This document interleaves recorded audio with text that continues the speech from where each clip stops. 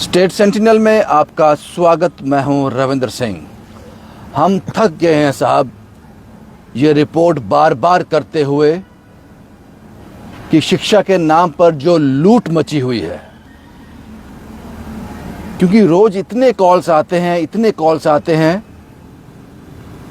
और शाम होने तक हम ये रिपोर्ट फिर एक बार अपनी ड्यूटी निभाने के लिए मजबूर हो जाते हैं। ये एजुकेशन का नेक्सस, ये घोटाले, ये मनमर्जी तब तक नहीं रुक सकती जब तक जो भी नई सरकार बनने जा रही है वो कड़े फैसले नहीं लेती। वो कड़े फैसले क्या हो सकते हैं? अगर ये रूल आ जाए, ये रूल पास हो जाए, कोई भी सरकारी ओहदे पर बैठा हुआ आदमी, ब्यूरोक्रेट, नेता, सरकारी आदमी, उसका बच्चा सरकारी स्कूल में ही पढ़ेगा। उससे क्या होगा? सरकारी स्कूल अपग्रेड होंगे, क्योंकि वहां डीसी का बच्चा भी जाएगा, एडीसी का बच्चा भी जाएगा, डायरेक्टर ऑफ स्कूल एजुकेशन का बच्चा भी वहां जाएगा। तो सरकारी स्कूल जो है वो अच्छे हो जाएंगे और ये प्राइवेट स्कूलों की जो मनमर्जी है ये बंद हो जाएगी। बस यही विकल्प दिखता है मुझे। ये किया था केजरीवाल ने दिल्ली में, उसने ये गुस्ताखी की थी, गरीब आदमी के बारे में सोचा था, लेकिन कुछ लोगों ने बर्दाश्त नहीं किया उसे। वो अलग इश्यू है, लेकिन थक गए हैं हम लोग इस पर बात करते करते। सरकारी बाबुओं ने कान में रुई ठूस रखी है या कुछ और ठूस रखा है, पता नहीं। ये एनुअल चार्जेस कौन सेट करता है? ये बुक्स कौन सी लेनी है, कौन सी नहीं लेनी है, कौन सेट करता है? गवर्नमेंट तो कहती है कि एनसीईआरटी की बुक्स नो एडिशन बुक्स, ये उनके ऑर्डर हैं, लेकिन ग्राउंड में अपनी मर्जी से हर स्कूल अपनी मर्जी से बुक लगा रहा है। तो मैं कह रहा हूं ये कौन सेट करता है? ये समझ से परे है। और हम लोग अंधों की बस्ती में आईने बेच रहे हैं। शर्म उतार दी उन लोगों ने, कानून का मजाक बना दिया है, क्योंकि ये किताबें जो बिकती हैं पर्टिकुलर शॉप से, पर्टिकुलर स्कूल की, पर्टिकुलर ब्रांड की, ये ओपनली बिक रही है। कोई ब्लैक में नहीं दे रहे हैं, घर में छुप के आते हैं, दे जाते हैं, या कहते हैं कि उस गोडाउन में आ जाओ, पुलिस साथ लेकर मत आना, कोई और आदमी नहीं होना चाहिए। खुलेआम बिक रही हैं, पूछने वाला कोई नहीं है। मेरे साथ हैं अमित कपूर साहब, पेरेंट एसोसिएशन के प्रेसिडेंट, और यह कह सकता हूं एक ऐसा आदमी जो जम्मू कश्मीर में है, जिस पर लोगों के पास एक विश्वास है कि ये हमारी आवाज उठाएगा। कुछ सवाल पूछेंगे आज अमित कपूर साहब से, कुछ शायद आपके सवाल हैं ये। अमित साहब, सबसे पहले मुझे ये बताओ जी, एनुअल चार्जेस लिए जा रहे हैं 8,000, 10,000, 12,000, 15,000, 18,000, 20,000 जी, ये है कितने? ये कितने सेट किए हैं गवर्नमेंट जी? देखिए, सबसे पहले मैं आपको बता दूं कि एनुअल चार्जेस एक बहुत बड़ा स्कैम है। एनुअल चार्जेस में स्कैम क्यों बोलता हूं, आप मुझे बता दीजिए कि आप किसी भी शॉप पे जाते हैं, कोई ब्रांडेड शॉप होती है, कोई लोकल शॉप्स होती हैं, आप किसी भी शॉप पे जाते हैं, जब उसकी एमआरपी आपको बता दी जाती है कि ये 3500 है या 350 रुपया है, क्या आप 3500 की चीज लेकर घर आ जाते हैं? शर्ट लेके कुछ भी लेके घर आ जाते हैं। इसी तरह आपका बच्चा स्कूल में जाता है, पूरा महीना स्कूल में जाता है, आप उसकी मंथली फीस देते हो, क्योंकि टीचर को सैलरी देनी होती है, पीएन को सैलरी देनी होती है, और खर्चे होते हैं। जब आपका बच्चा पूरा महीना पढ़ा, आपने पूरी महीने के बाद सैलरी अपनी फीस दे दी। ट्रांसपोर्ट में आपने यूज किया, ट्रांसपोर्ट पे आपने फीस दे दी। आपने दो चीजें यूज की, एक ट्रांसपोर्ट फीस और एक स्कूल को यूज किया, टीचर को, आपने दोनों की फीस दे दी। लेकिन उसके बाद एक साल के बाद बिल्डिंग फंड के नाम से, बिल्डिंग मेंटेनेंस के नाम से इन लोगों ने नया नाम बना दिया, जिसको एडमिशन फीस के नाम से बंद किया था सरकार ने, जो आज भी हर साल हर पेरेंट्स को यही वहम होता है कि मेरा बच्चा 10th पास हुआ है तो मैंने 11th में एडमिशन करवानी है। हर 5th पास हुआ है तो एनुअल चार्जेस बेसिकली देखा जाए तो टोटली इसका कोई बुनियाद ही नहीं बुनियाद ही नहीं है। सर। इस यहाँ जी। सवाल ये है, जैसे अब मुझे यहाँ से जाना है पाइनतिर्थी मेट्रो जी, में बैठकर, जी। मैंने उसको किराया दिया, पाइनतिर्थी में जाकर उतर गया, जी मैं तो निकल गया। जी। अब वो मेट्रो मेरा हाथ पकड़ ले, बोले ये तो आपने किराया दिया, मेरी मेट्रो की मेंटेनेंस भी देके जाओ, टायर घिसे हैं वो भी देके जाओ। राइट। ये वही हिसाब हो गया। ये वही हिसाब हो गया। मेरा कहना यह है कि जब आपने मंथली फीस दे दी, उसके बाद 1 साल के बाद अगर स्कूल आपसे एनुअल मांगता है तो डायरेक्टरेट एजुकेशन जम्मू कश्मीर की बात करूं या एजुकेशन डिपार्टमेंट की बात करूं, उनके पास कौन सा ऐसा राइट था, कौन सी ऐसी अथॉरिटी थी कि सुप्रीम कोर्ट ने, हाई कोर्ट दिल्ली ने ये एडमिशन फीस पूरे देश की बंद कर दी सुप्रीम कोर्ट ने।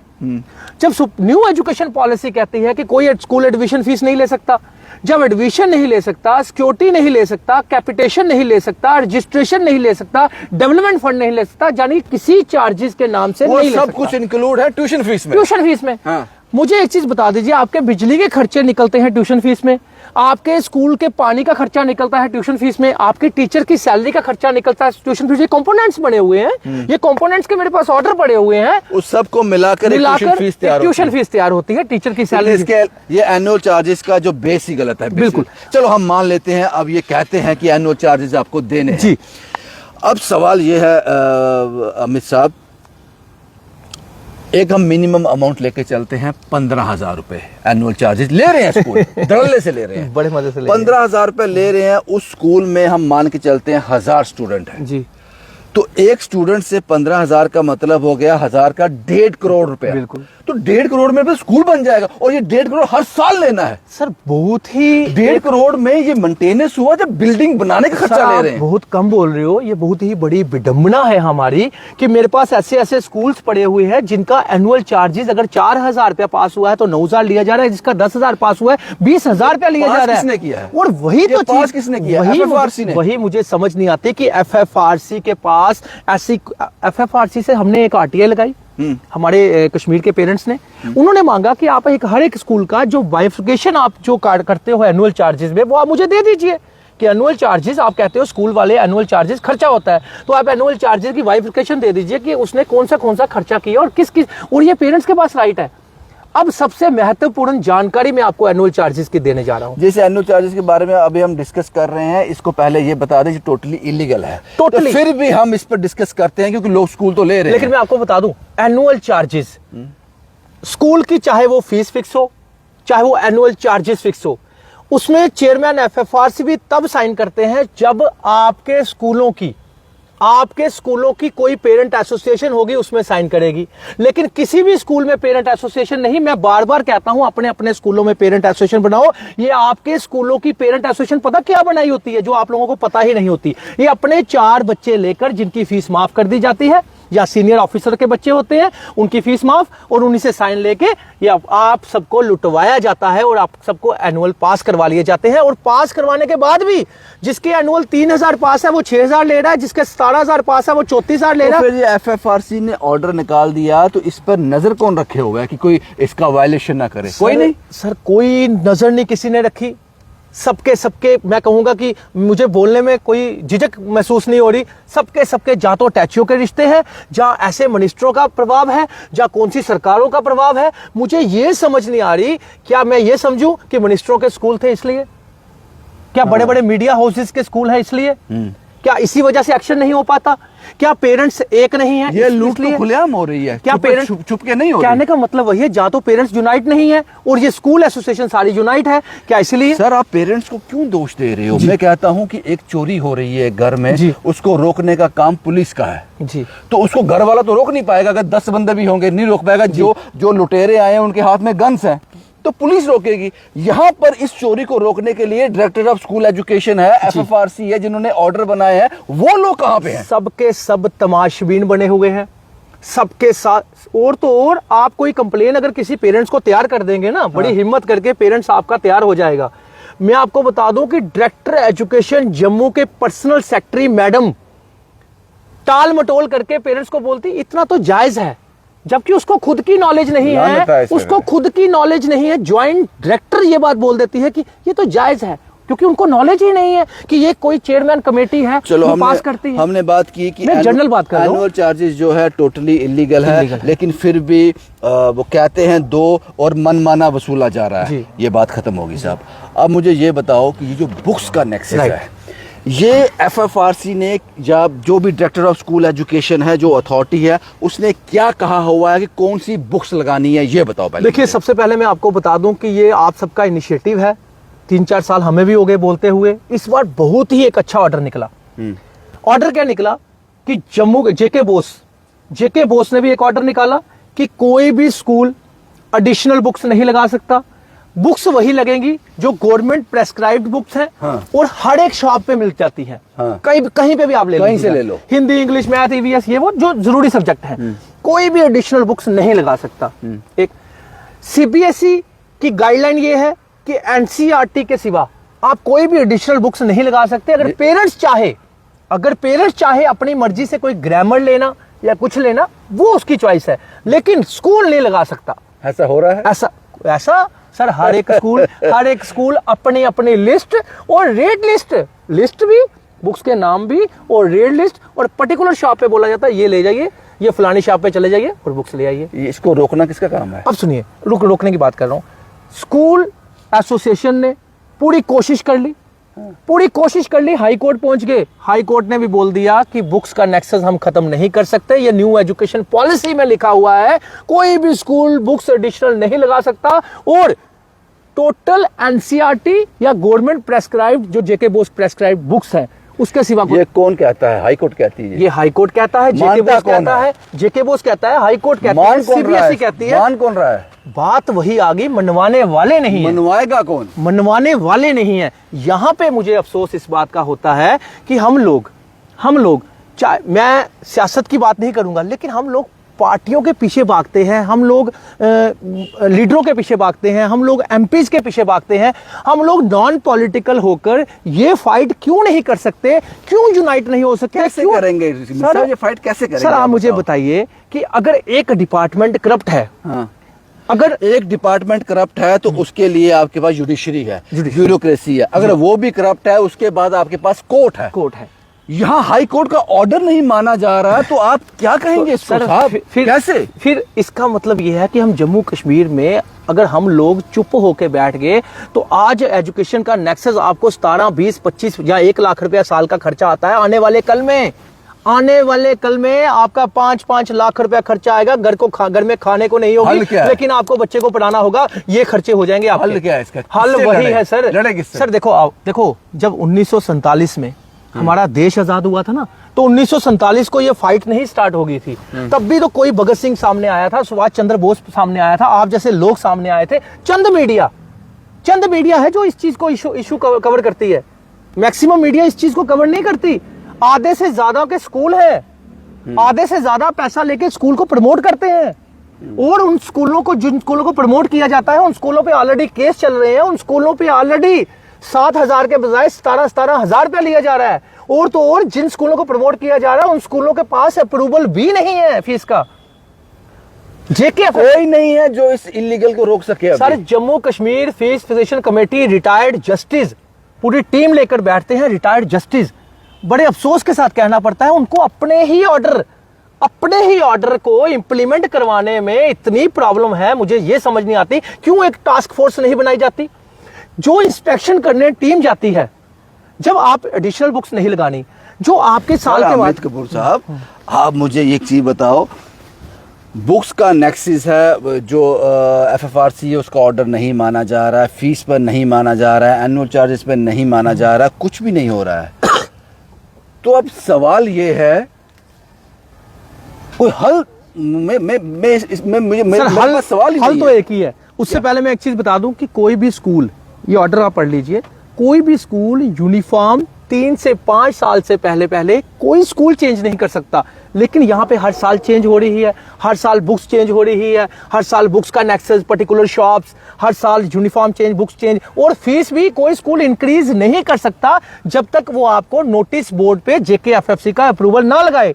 लेकिन मैक्सिमम स्कूलों के पास जेकेएफएफसी का अप्रूवल नहीं और मनमर्जी की फीसें ली जा रही है। इसका मतलब ये हुआ कि अगर मैं आज एक स्कूल बनाता हूँ जी, 1.5-2 करोड़ में बन जाएगी बिल्डिंग मेरी। तो उस बिल्डिंग का खर्चा मुझे हर साल निकालना है बच्चों सर से। आपको हर मैं साल तो फिर बड़ा आसानी से करोड़पति बन जाऊंगा। आपको तो हर साल नई बिल्डिंग का खर्चा मिल जाएगा। मैं हर साल नया स्कूल बना सकता हूँ जनाब, हर साल नई बिल्डिंग का खर्चा, पूरा खर्चा आपको मिल जाएगा, पूरी जगह खरीदने का, सब आप नया स्कूल बना सकते हैं। इतनी ज्यादा, मतलब कि ये चीज अफसोस इस बात का है कि जम्मू कश्मीर में एक भी स्कूल का ऑडिट तक नहीं करवाया गया आज तक। आप सभी स्कूलों का ऑडिट करवाइए, मैं रिटर्न दे देता हूं लिख के, आधे से ज्यादा स्कूल बंद हो जाएंगे। आपको लगता है कि अगर कोई ईमानदार ऑफिसर आ गया, कोई ऐसा आ गया जो इसको चेंज करना चाहेगा, एक्शन सिर्फ 2, 4, 5 स्कूलों पे हो, बाकी खुद ब खुद समझ मैं कह रहा हूं एक स्कूल पे एक्शन कर दें, सिर्फ एक स्कूल पे एक्शन कर दें, एक स्कूल पे एक्शन करेंगे बाकी स्कूल सुधर जाएंगे। लेकिन एक स्कूल पे एक्शन करे कौन? प्रॉब्लम यह है कि मैक्सिमम मिनिस्टरों के स्कूल है, या मिनिस्टरों की पत्तियां हैं, या मिनिस्टरों के बेसिकली क्या है, स्कूल एसोसिएशन ने कुछ अपने लीडर चुन लिए हैं, उन लीडरों के अपने स्कूल हैं, और उनकी छत्रछाया में ये लोग सारा का सारा नेक्सस चला रहे हैं। और ब्यूरोक्रेट्स के बच्चों को पेरेंट एसोसिएशन में डाल दिया गया है। ब्यूरोक्रेट्स के बच्चों को पेरेंट एसोसिएशन, जो कि नीचे पेरेंट्स को पता ही नहीं होता, सिविल पेरेंट्स को, कि हमारी कोई पेरेंट एसोसिएशन स्कूल में है।